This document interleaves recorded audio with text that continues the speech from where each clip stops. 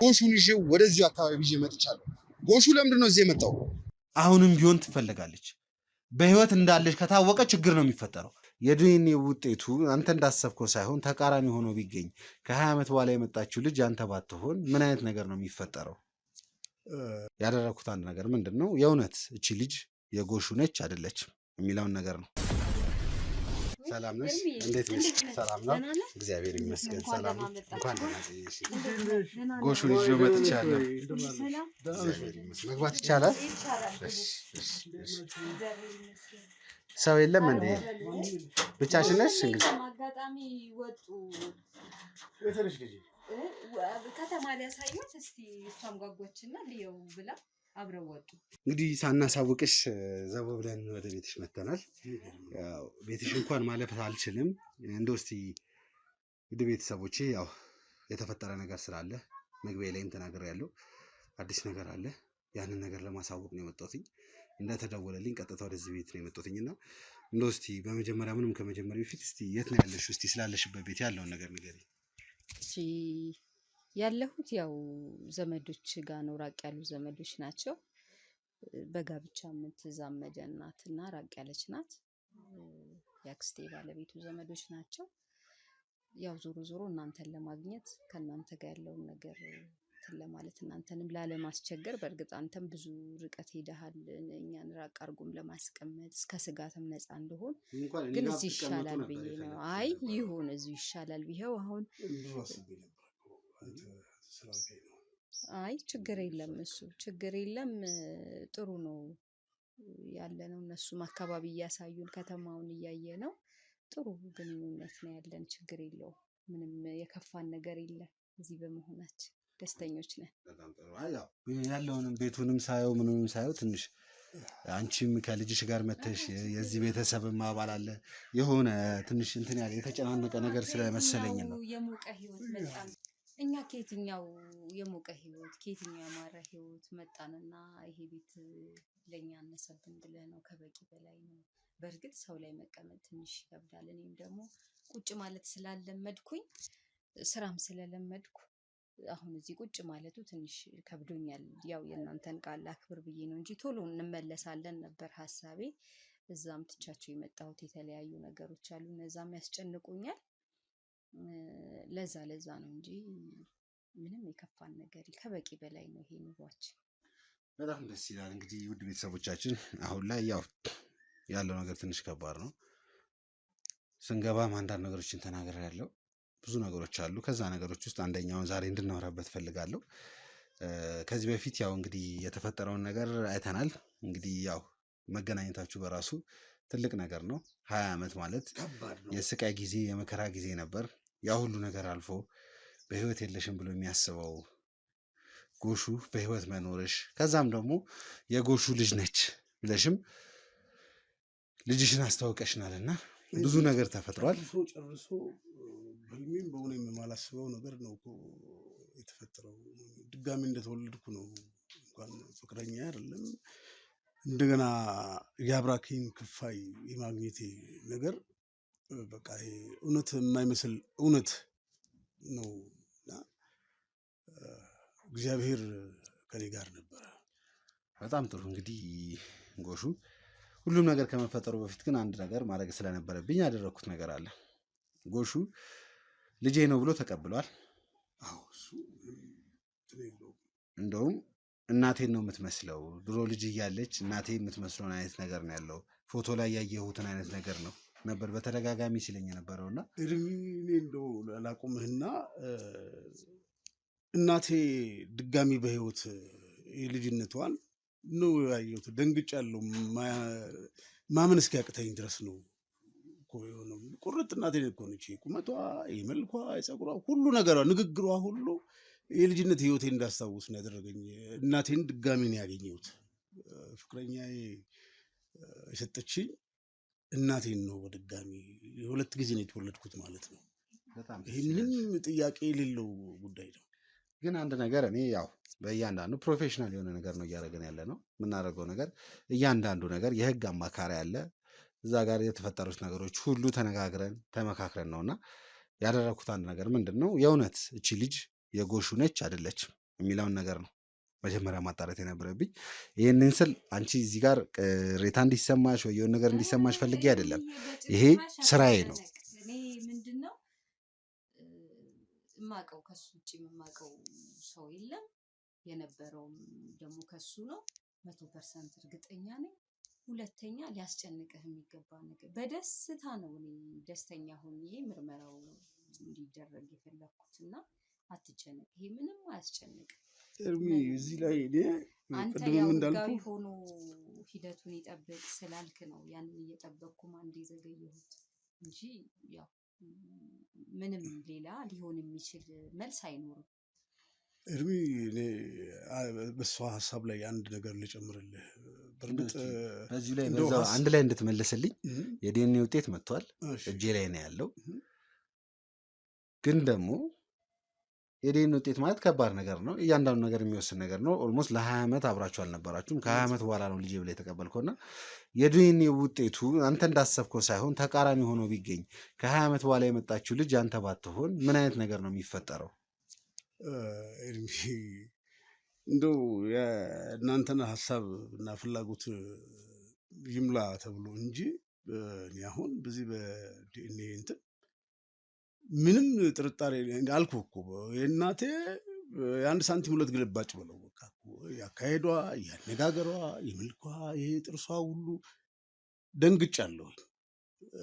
ሌላው እንደው አይሆንም ግን አንተ በሀሳብ በጥያቄ ደረጃ ስለጠየቀኝ ነው ልጅቷ ያንተ ባትሆን የሚለው ነገር እኔ እንዴት አድርጌ ልንገርህ? እኔ እኮ እጅግ ከራሴ በላይ ከነፍሴ በላይ በጣም ማፈቅራት ፍቅረኛ ነች እና ለምነው ስቲል 20 ምናምን ዓመት እውነት ሁሉ አይመስለኝም እና ምንም ይሁን እኔ እሷ ለኔ ከበቂ በላይ ነች።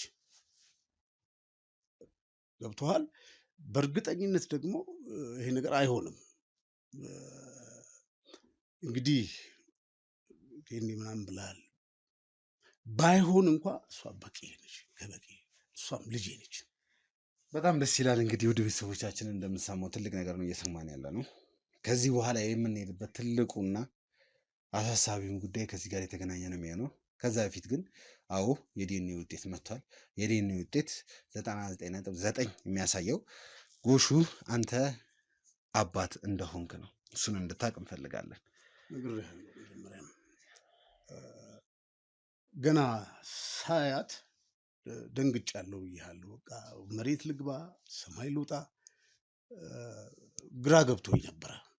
ምክንያቱም ልጆች እያለን ነው እናታችን የሞተችው እና እንደገና ልጄም እናቴን በአካል በሷ ሳየው ከየትም ልትመጣ አትችልም። እሷ ልጅ ነች፣ እሷ ደግሞ የኔ ፍቅረኛ ነች።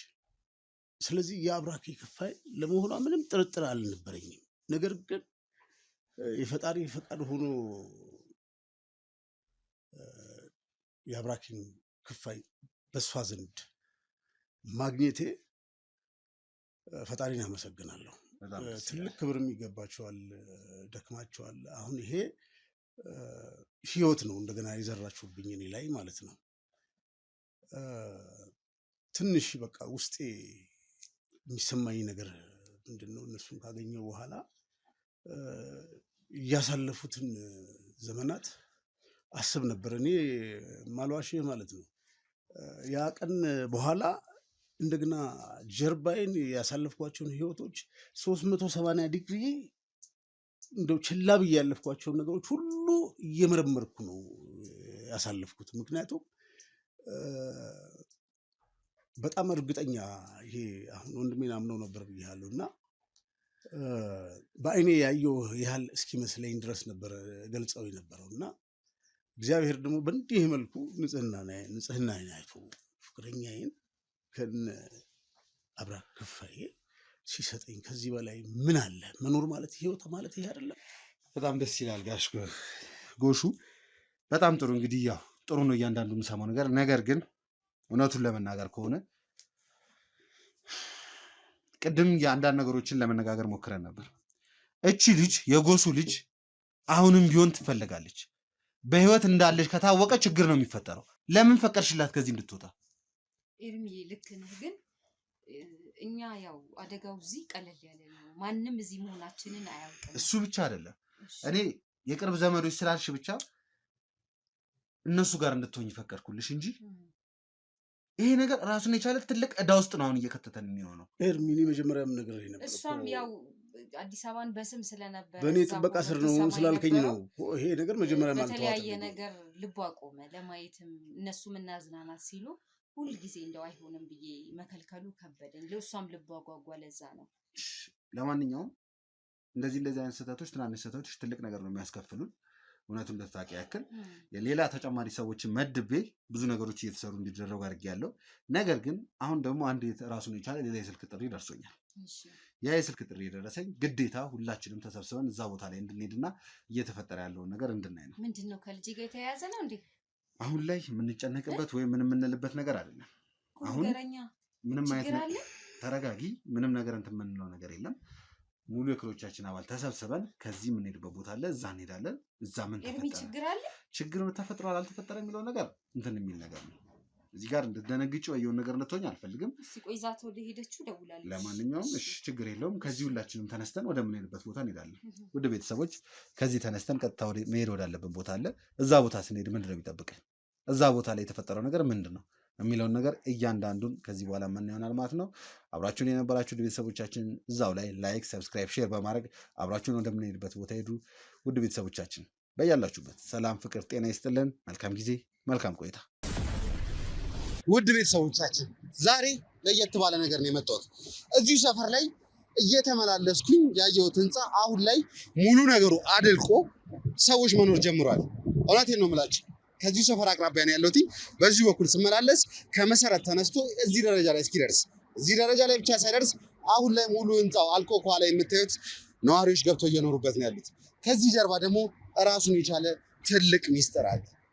ነበልባል ደግሞ ይህንን ሚስጥር ማወቅ አለበት፣ ለተመልካቾች ማድረስ አለብን በሚል ዛሬ ከዛ በኋላ ጎሹን ይዤ ወደዚሁ አካባቢ ይዤ መጥቻለሁ። ጎሹ ለምንድን ነው እዚህ የመጣው? እየተመላለስኩበት የነበረው ሰፈር ላይ ህንፃው ሙሉ ለሙሉ አልቋል የሚባል ነገር አለ። ምንድነው ሚስጥሩ? ምንድነው የሆነው የሚለውን ነገር አሁን ገብተን የምናየው ይሆናል። ወደ ቤተሰቦቻችን የምንገኘው ነበልባል ላይ ነው። ከዚህ ህንፃ ጀርባ ሚስጥር ያለው ነገር ደግሞ ምንድነው የሚለውን አብረን የምናየው ይሆናል። መልካም ጊዜ፣ መልካም ቆይታ። አብዱ እንኳን ደህና ቆየህን። እንኳን ደህና መጣችሁ። እንግዲህ ያው በስልክ ነበር እስካሁን ስናወራ የነበረው። ያው ግዴታ ወደ ቢሮ መምጣት አለባችሁ፣ ያለውን ነገር በደንብ በጥልቀት ማውራት አለብን ስላልክ ነው እንግዲህ አቶ ጎሹን ይዤው የመጣሁት።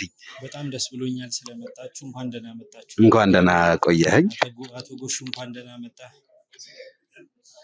እንግዲህ ውድ ቤተሰቦቻችን አቶ አብዱን ማታውቁት ከሆነ እውነቱን ለመናገር ያው ከዚህ በፊት ከካሜራ ጀርባ ነበር ብዙ ነገሮችን ሲያግዘን የነበረው። አቶ አብዱ ማለት ብዙ ነገሮችን የሚያማክረን፣ ብዙ ነገሮችን የሚያግዘን። እውነቱን ለመናገር ከሆነ ብዙ ጊዜ ብዙ ነገሮች ያጋጥሙናል። የኛ ስራ እንደምታውቁት የተለያየ ጊዜ ከባድ ነገሮች ያጋጥሙናል። ያ ከባድ ነገሮች በሚያጋጥሙን ሰዓት ደግሞ ግዴታ የተለያዩ ሰዎች እርዳታ ያስፈልገናል። ያ እርዳታ በሚያስፈልገን ሰዓት ላይ ደግሞ አቶ አብዱ የእውነት ድምፁን አጥፍቶ እስካሁን ብዙ ነገሮችን ሲያግዘን ነበር የነበረው። ዛሬ ደግሞ ቀጥታ እዚህ ሚዲያ ላይ ተቀምጦ ቢሮ ድረስ መተን ማውራት ያለብን ነገሮች አሉ፣ መደረግ ያለባቸው ነገሮች አሉ ብዬ በማማክረው ሰዓት ላይ ያለምንም ቅድመ ሁኔታ ቀጥታ ወደ ቢሮ እንድመጣ አስጠርቶኝ ነውና የእውነት አብዱ ከዚህ በፊትም ስለምታደርገው ነገር አሁንም ብዙ ነገሮች እናወራለን ብለኸኛል እና ስለ ሁሉ ነገር ማመስገን እፈልጋለሁ። በመጀመሪያ እኔም በጣም አመሰግናለሁ ስለመጣችሁ። ያው እናንተ የምታሳልፉት መከራ ይበልጣል። ያው የምትሰሩትን ስራ በደንብ ስለምናውቅ ስለምንከታተል ያው በጣም ከባድ ሳምንቶችን ነው የምታሳልፉት። የምታሳልፏቸው ሞመንቶች በጣም ያስደነግጣሉ። በዛ ሁኔታ ውስጥ እያለፉ መሄድም አስቸጋሪ እንደሆነ እናውቃለን። እኛ ከምናደርገው ነገር አንጻር እናንተ የምታሳልፉት ነገር ከባድ ነው። ስቲል ብዙ ሰው ቢያግዛችሁ ደስ ይለናል። እኛም አናቆምም፣ በዚህ በደንብ እንቀጥላለን። ባለፈው በስልክም እንደጀመርነው የተነጋገርናቸው ነገሮች አሉ። ለአንተም ወዳጆች፣ ለተመልካቾችን፣ ውድ ተመልካቾችን እንዲሁም ለአቶ ጎሹም ያሰብናቸው ነገሮች አሉ። ስለዚህ እሱን ቀስ እያልን ፈርዘር እንሄድበታለን። አሁን ስለመጣህ ደስ ብሎኛል። ያው ባለፉት ሳምንታትም ስታሳልፍ የነበሩት አስደንጋጭ ሁኔታዎች በጣም ሾክ እያደረጉኝ እያሳሰቡኝ ነበር ስደውልልህ የነበረው። መገናኘታችን እንግዲህ ያው መጀመሪያችን ነው እንጂ መጨረሻችን አይሆንም ማለት ነው። የእውነት ነው። ያው እንግዲህ ዛሬ እንደምታየው አንድ እንግዳ ይዤ ገብቻለሁ። ለአንተ እንኳን ውድ ቤተሰቦቻችን ያው ለእሱ እንኳን እንግዳ አይደሉም። በተደጋጋሚ እየደወለኝ ስለ አንዳንድ ነገሮችን እያጣራ ነበር። ከተመልካችም የተለያዩ አስተያየቶች በሚሰጡ ሰዓት ላይ ወደ እሱ በሚደርስበት ሰዓት ላይ ያው እንደዚህ እየተደዋወልን ያለው ነገር እንመካከራለን እና ዛሬ ደግሞ አቶ ጎሹ እንዴት እዚህ መጡ፣ ምንድነው የተፈጠረው፣ ምንድነው የሆነው የሚለውን ደግሞ እስኪ አቶ ጎሹ የሚለን ነገር ካለ እንስማው። ኤርሚ በጣም አመሰግናለሁ። እውነት ከሆነ የሆነ የነበረው ነገር እውነት የማይመስል እውነት ነው። 20 ዓመት የጨለማ ጉዞ ብርሃን እንዲያገኝ የሆነበት ሁኔታ ነው ያለው እና በእውነት አሁን ባለቤቴም ወይም ደግሞ ፍቅረኛ የቀድሞ ፍቅረኛ አሁን የልጆቼ እናት ያሳለፈችው ህይወት እጅግ ከባድ ነው። ልጅም እንደዚሁ ምን ያህል መከራ እንዳሳለፉ ብዙ አውርተናል። የነበረውን ሁኔታ የምታውቀው ነው እና እንግዲህ ህይወትን እንደገና ሀብዬ ሊጀምር ነው። ምንድነው እኔ አሁን ወደዚህ ዋናው የመጣሁበት ፐርፐዝ አሁን ባለቤቴም ሆነ ልጄ እንደገና እዛ ጨለማ ውስጥ ተመልሰው እንዲኖሩ አልፈቅድም እና መኖሪያ ቤት እፈልጋለሁ እና ቀሪ ዘመኔን ደግሞ ከልጄ ከባለቤቴ ጋር በደስታ መኖር እፈልጋለሁ። ልጄ እንድትማር እፈልጋለሁ። እንዲሁ ባለቤቴ ደግሞ መስራት አለባት።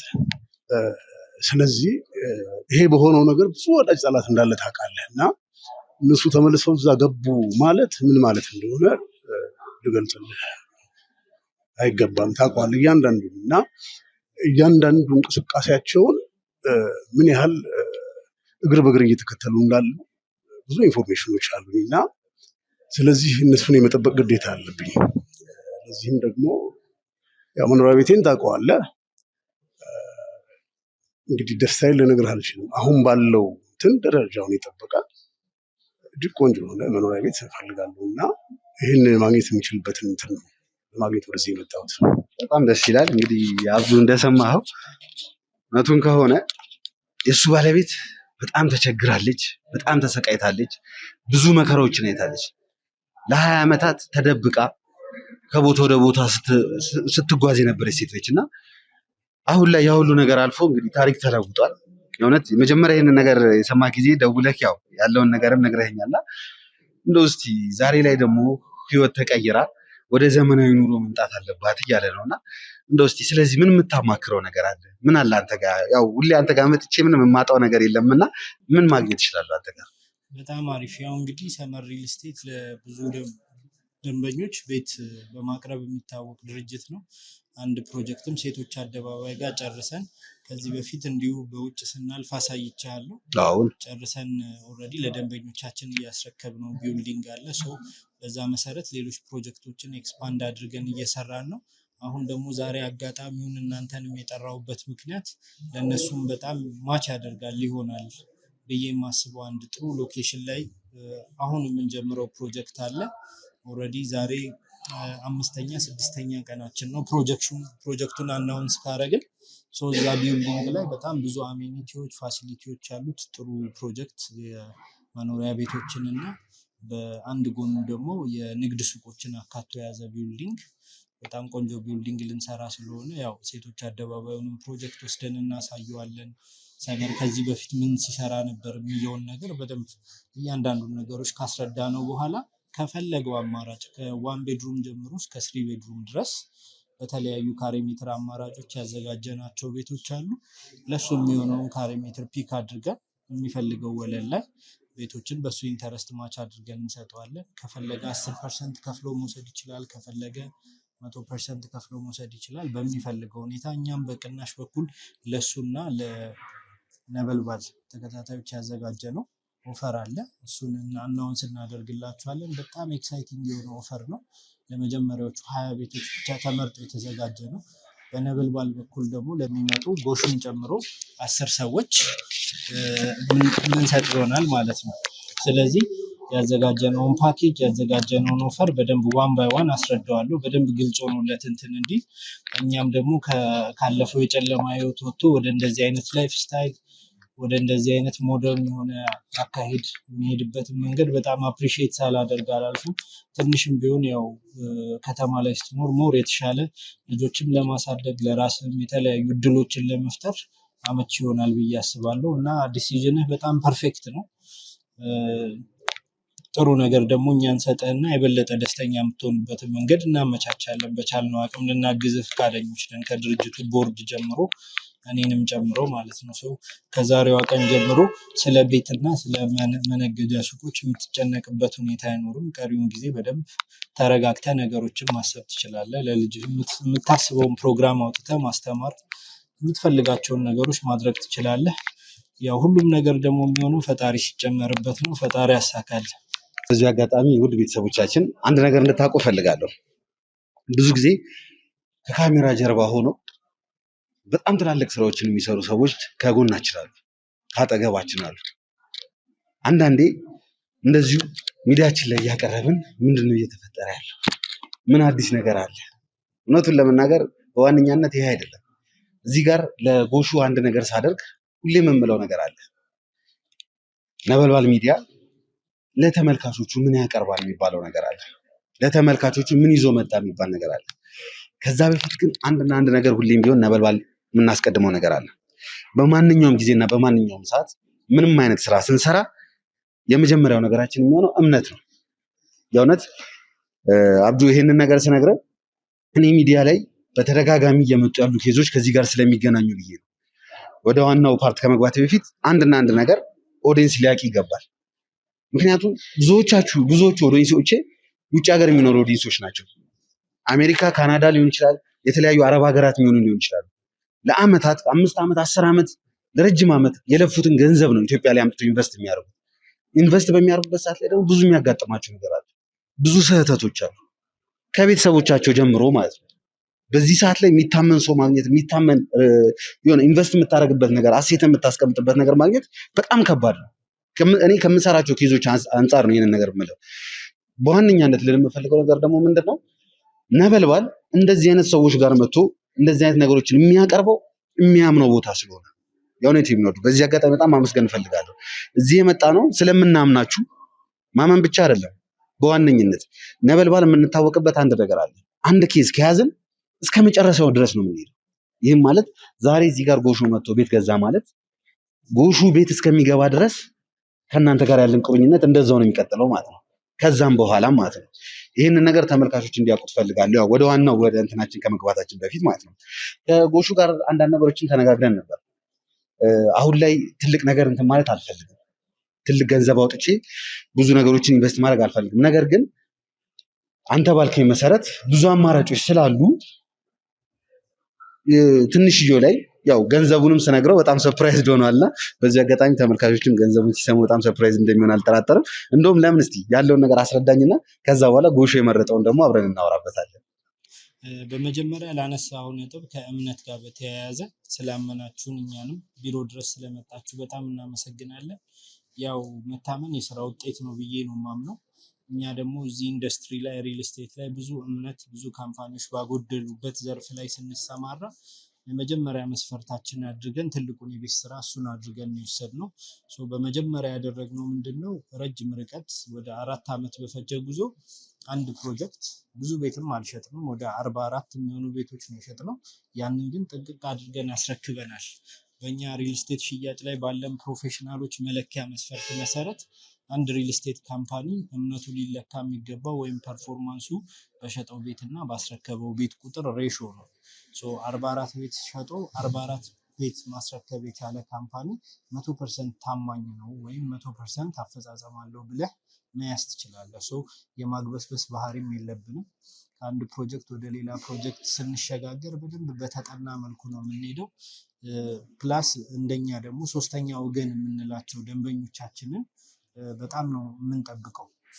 አብዛኞቹ ነገሮች እኛ ጨርሰን የምንመጣቸው ነገሮች ስላሉ ከሌጋል ዶክመንቴሽን አንጻር ስትመጣ ይብል የፕሮጀክቱን ካርታ፣ የፕሮጀክቱን የግዢ ውል፣ ኤቭሪቲንግ ሁሉንም ነገር በድርጅታችን ስም ካደረግን በኋላ ነው ወደ ማርኬት የምንወጣው ማለት ነው። እነዚህ አሻሚ የሆኑ ነገሮች ወይ ነገ ለስጋት ለችግር የሚጋልጧቸው ነገሮች ሰመር ቤት ላይ በፍጹም የሚደረጉ ነገሮች አይኖሩም። ከተማው ላይ በጣም የተለመዱ ነገሮች ስለሆኑ ነው የምነግርህ። እኛ ጋር ደግሞ እያንዳንዱ ቴብል ላይ በዶክመንት ደረጃ እነዚህ ነገሮች ተቀምጠዋል። መጥተው አይተው አረጋግጠው ሁሉንም ነገር የሚወስኑት ውሳኔ ነው የሚሆነው ማለት ነው። አንድ ፕሮጀክት ጨርሰን አስረክበናል። እንግሊዝ ኤምባሲ ጋር ደግሞ ሸጠን ጨርሰን በጥሩ አፈጻጸም እየገነባ ነው ያለ ፕሮጀክት አለ። አሁን ከ2 ወር ያለ ሽያጭ እረፍት ከወሰድን በኋላ ነው አሁን ወደ ቡልጋሪያ አዲስ ፕሮጀክት በጣም ኤክስክሉሲቭ በሆነ ኦፈር ይዘን የመጣ ነው። እያንዳንዱን ነገሮች ስንሸጋገር ደንበኞቻችን ጋር ምን አይነት ነገር ይዞ ይመጣል የሚለውን በጥንቃቄ እያሰብን የቤት ስራችንን ጨርሰን ነው የምንመጣው ማለት ነው። ያንን ታሳቢ በማድረግ አሁን ይዘን የመጣ ነው። አብዛኞቹ ፕሮጀክቶቻችን ላይ በጣም ሰፋፊ የሆኑ ካሬ ሜትር አማራጮች ነበሩን። የደንበኞችን ኪስ በደንብ የፈተኑ ኢንቨስትመንቶች ነበሩ።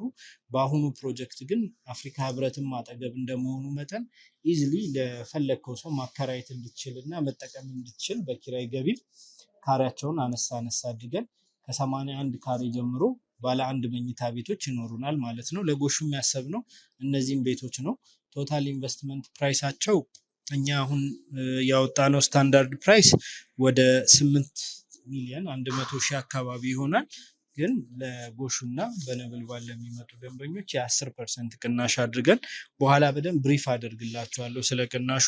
ወደ 700,000 ብር ከአጠቃላይ ሂሳቡ ላይ ቅናሽ አድርገን በ10% ቅድሚያ ክፍያ በ732,000 ብር እኛ ጋር ያለውን የቤት ፕሮግራም መጀመር ይችላል ማለት ነው።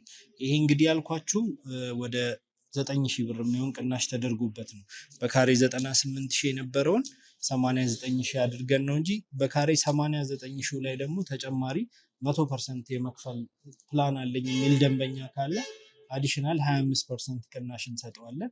ሁለቱ አንድ ላይ ከተደመሩ ወደ 35% ቅናሽ ለአዲሱ ሳይት ለ10 ቤቶች ለነበልባል ታዳሚዎች አዘጋጅተናል ማለት ነው። ጎሹን ይጨምራል። አክቹአሊ በዋናነት ለሱ ብለን ነው ይህን ነገር ያስፈቀድነው።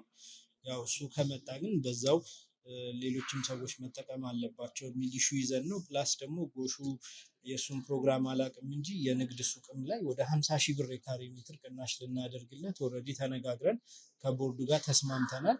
ስለዚህ ባለቤቱ ቤት ላይ ብቻ ሳይሆን የምትነግድበት ሱቅም የሚፈልግ ከሆነ እዛው ጋር ተጨማሪ ሱቆችን አሳየውና ያሉትን ካሬ ሜትራቸውን ቅድሚያ ክፍያቸውን አይቶ ሁለቱንም አንድ ላይ ክፍያ ፈጽሞ መጨረስ ይችላል ማለት ነው። በጣም ደስ ይላል። የእውነት ለመናገር ከሆነ ለሱ ቤት ለመግዛት እዚህ ቤት ስንመጣ የሆነ አላ ውስጥክ እንዴት ነው የሆነ ሰው የሆነ ነገር ስታደርግ እዛ ጋር ኦዲየንስ አለህ፣ ተመልካች አለህ። እነሱም ደግሞ የሆነ ነገር እንዲያገኙ ትፈልጋለህና ያ እድልን አገኛለሁ አላገኝም እያልኩኝ ነበር የመጣሁትና ውድ ቤተሰቦቻችን እንደምሰማው ከሆነ ደግሞ ለ10 የነበልባል ደንበኞች ራሱን የቻለ ዲስካውንት ተደርጓል ማለት ነው። የእውነት አብዱ በጣም አድርጌ ማመስገን እፈልጋለሁ። በዚህ አጋጣሚ አንድ ነገር እንዲያውቁ እፈልጋለሁ። ይሄ ቅናሽ የተደረገው ለነበልባል ኦዲየንሶች ብቻ ነው። እዚህ መጥተው በሚገዙበት ሰዓት ላይ ነበልባል ሚዲያን አይቼን የመጣሁት የሚለው ነገር ግዴታ ማውራት አለባቸው አይደለ? በጣም ደስ ይላል። ሚዲያ ብለው ሜንሽን ማድረግ አለባቸው። ከታች የምናስቀምጥላቸው ስልክ ቁጥሮች ይኖራሉ። የሽያጭ አማካሪያችን ሀብታምን ኮሚኒኬት በማድረግ እኔንም አፕሮች በማድረግ ዳይሬክትሊ የዲስካውንቱ ተጠቃሚ መሆን ይችላሉ። ግን ኦፈሩን ሊሚት ያደረግነው እስከ ሰኔ 15 ብቻ ነው። ዛሬ ሰኔ 5 ነው። 10 ቀን የማስተናገጃ ጊዜ ይኖረናል። አትሊስት ሚኒመም የምንላቸውን የመመዝገቢያ ክፍያዎች 100,000 ብርም 200,000 ብርም እያስገቡ የኦፈሩ ተጠቃሚ መሆን ይችላሉ። ቀድመው ለሚያስገቡ ከጎሹ ውጭ ስለሆነ ጎሹ አሁን ሱቅ የሚፈልግ ከሆነ ኦልሬዲ ሁለቱን ኮታ ለጎሹ ተጠቀምን ማለት ነው። ቀሪ 8 ቦታዎች ብቻ ነው የሚኖሩ።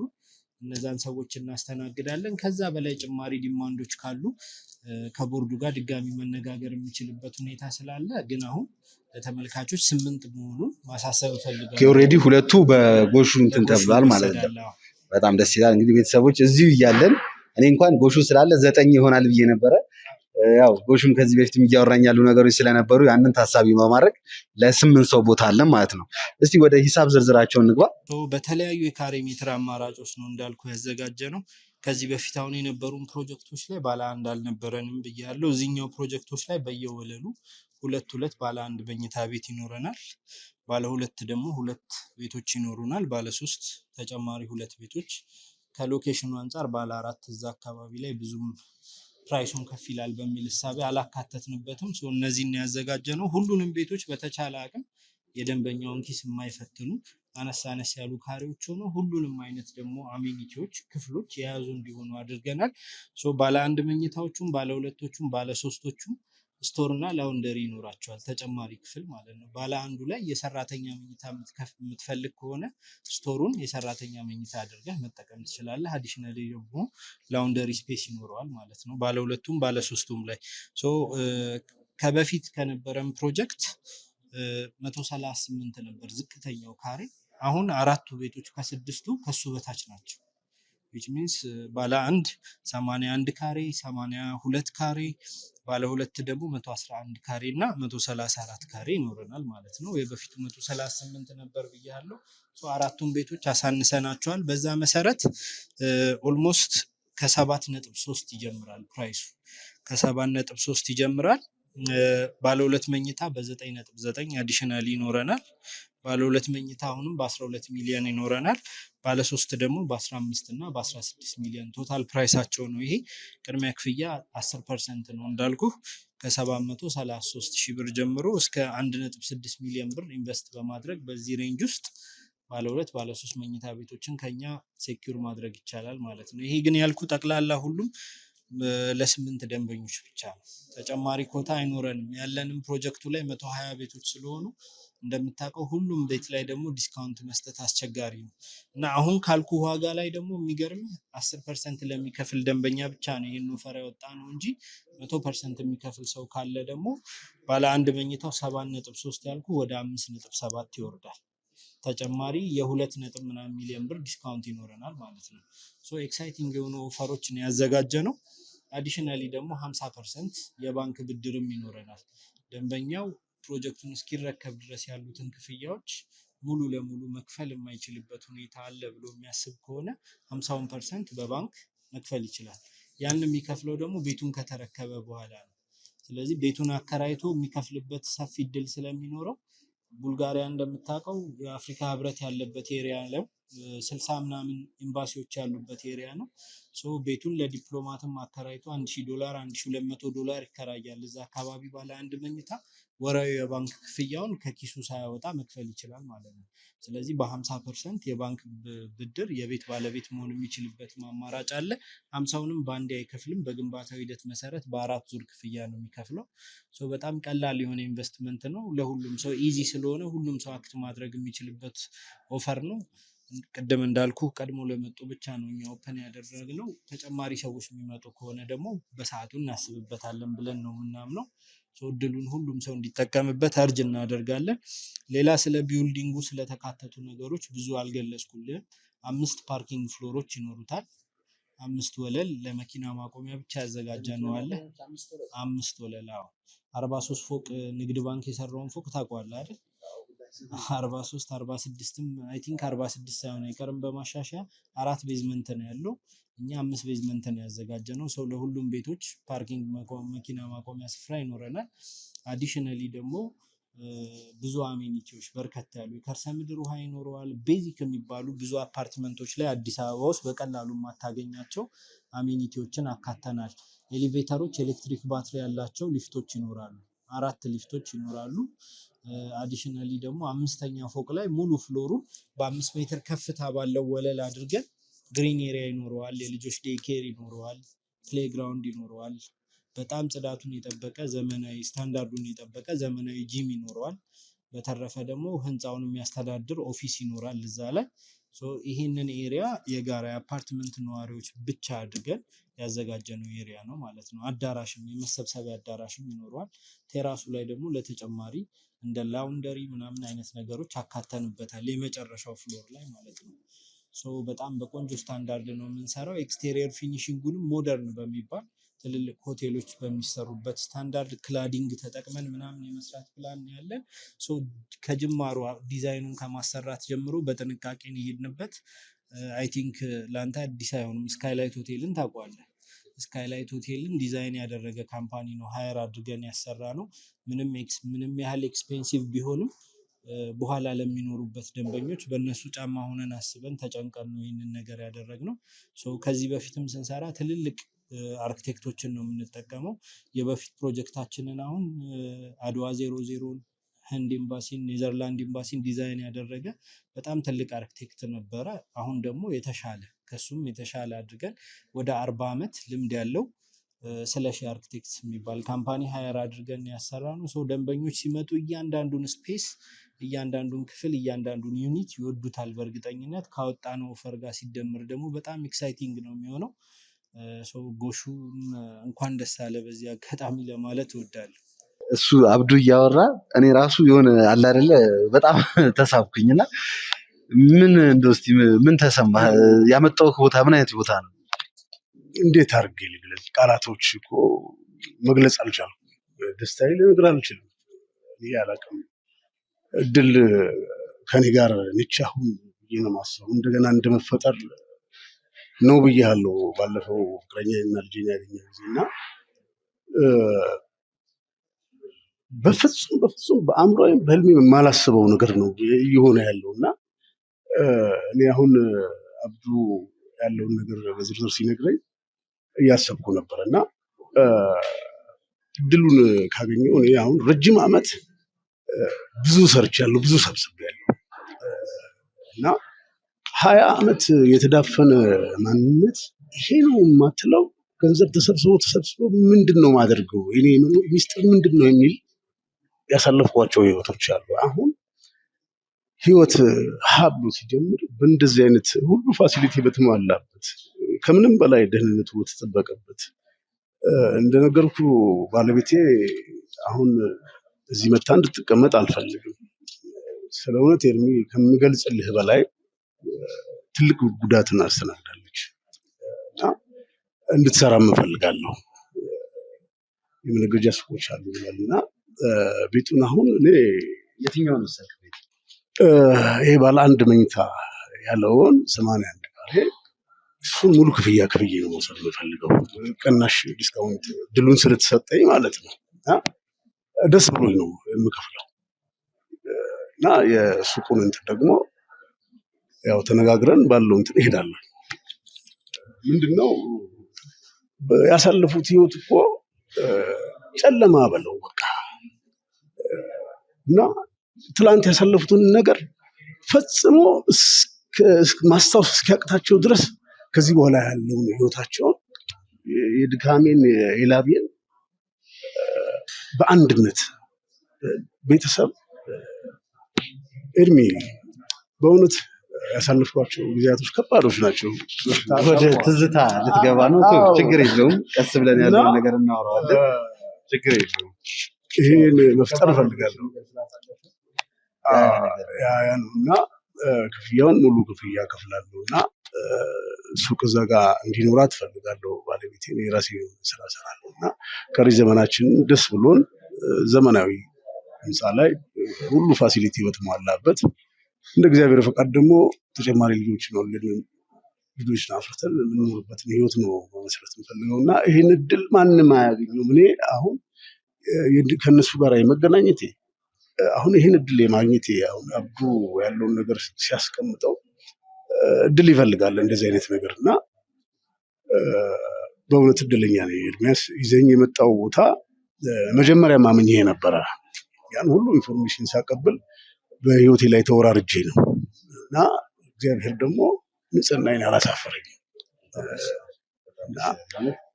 ልነግርህ ከምችለው በላይ ነው ደስታዬ። እዚህ ጋር ጎሹም ይሁን አብዱ ያለውን ነገር የእውነት እንደነገርከኝ እዚህ ጋር ትልቅ እድል ነው ያለው።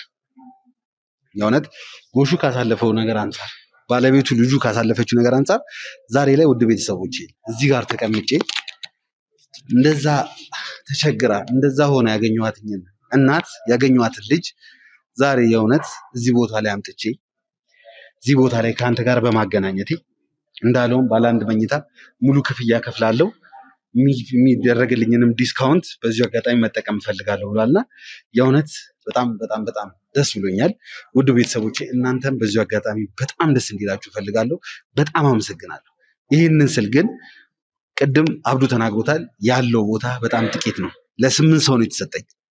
እኔ እንጃ ይሄ የ8 ሰው ቦታ ነገ ከነገ ወዲያ ያልቆ የሆነ ችግር ሊፈጠር ይቻል አላውቅም። ግን ለማንኛውም ሌላ ማስፈቀድ ከቻልኩ ሌላ ለማስፈቀድ ሞክራለሁ። ነገር ግን 8ታችሁ ሰዎች የዚህን አጋጣሚ እንድትጠቀሙበት የእውነት የጎሹ ዘመድ የጎሹ ጎረቤት መሆን ትችላላችሁ የሚለውን ነገር በዚሁ አጋጣሚ ለመናገር ፈልጋለሁ።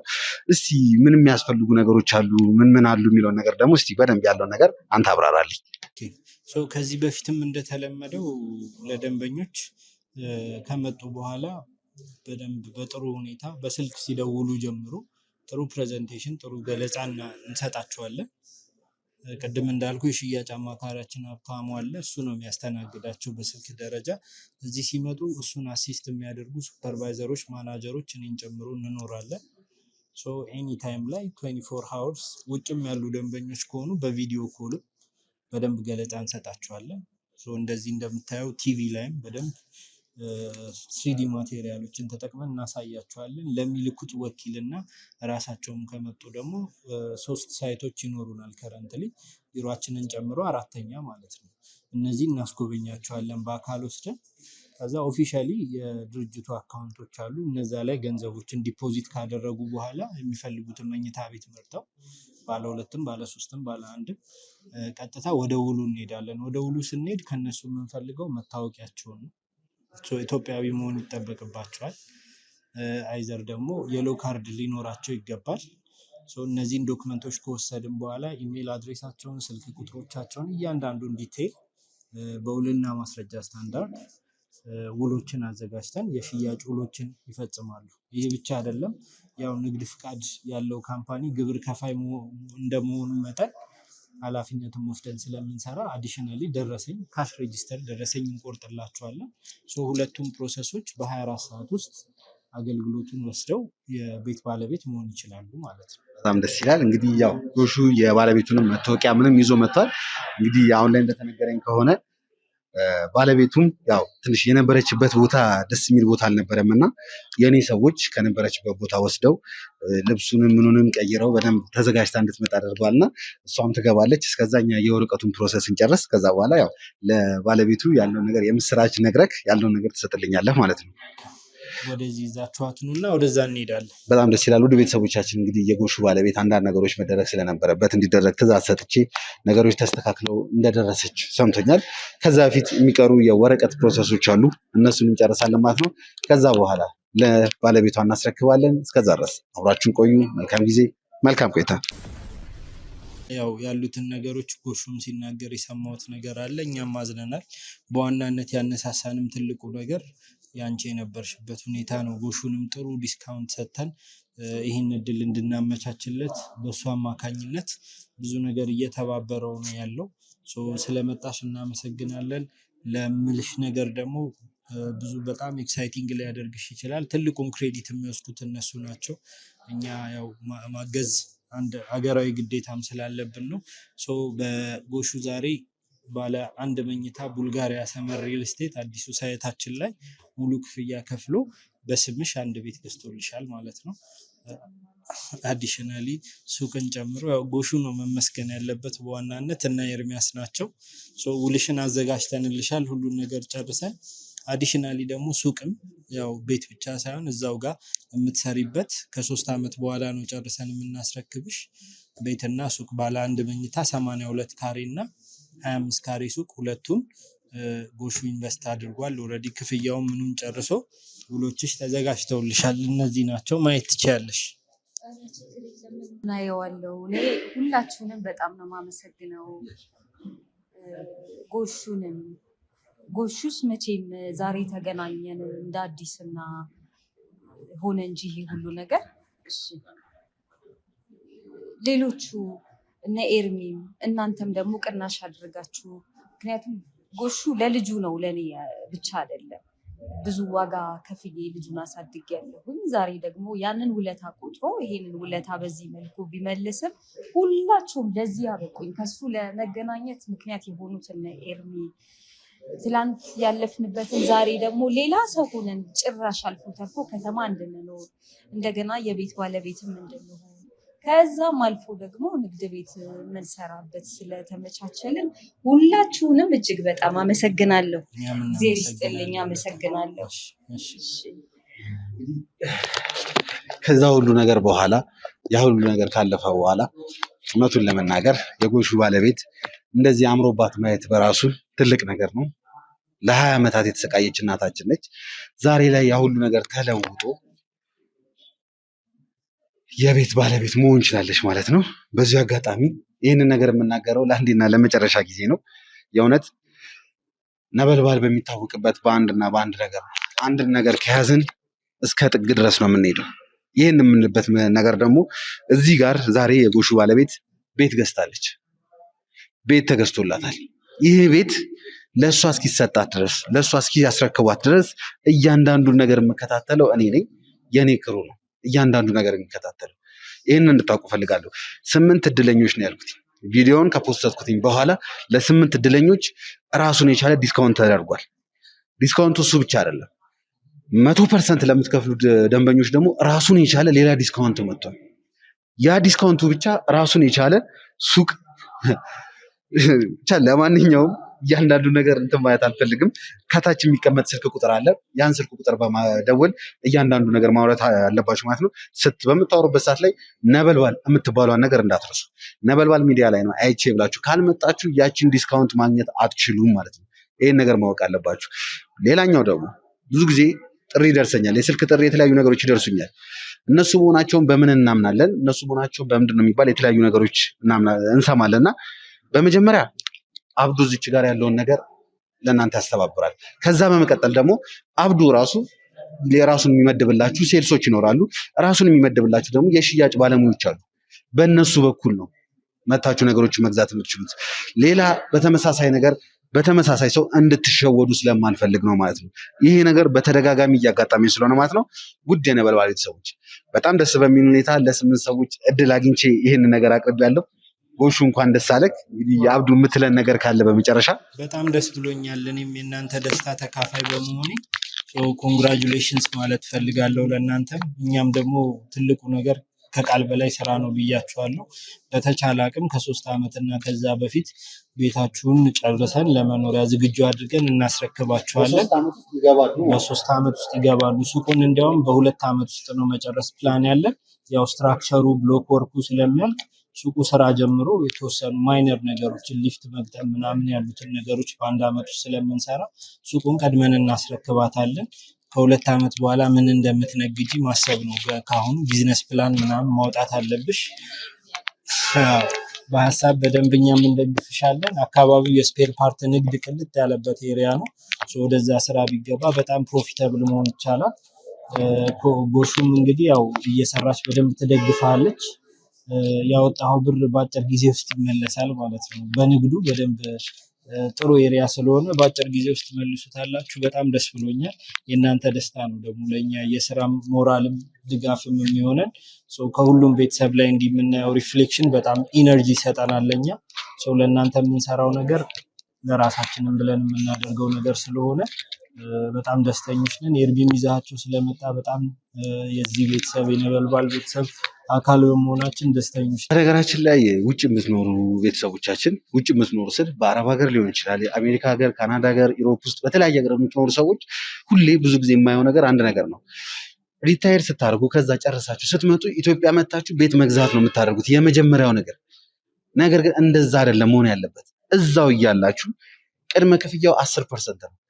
ከ10% ጀምሮ እያንዳንዱን ክፍያ መክፈል ትችላላችሁ። እዚህ በምትመጡበት ሰዓት ላይ ቤት መግዣ ብር ይዛችሁ ሳይሆን የምትመጡት ኦልሬዲ ቤት ኖሯችሁ ነው የምትመጡት ማለት ነው። በዚሁ አጋጣሚ አንድ ነገር እንድታውቁ ፈልጋለሁ። በየጊዜው ለየተለያዩ ቤተሰብ አባሎቻችሁ ትንሽ ትንሽ የምትልኳት ሳንቲም አለች። ያቺ ሳንቲም እንኳን ብትደመር እውነቱን ለመናገር ከሆነ 10 እና 15 ዓመት ቆይታችሁ በሚመጡበት ሰዓት ላይ ያቺ ሳንቲም ራሱ እዚህ ቤት ገዝታ ነው የምትጠብቃችሁ። ይህም ማለት በ3 ዓመት ቤቱን ሰርቶ ማስረከብ የሚችል ቦታ ነው ያለውት።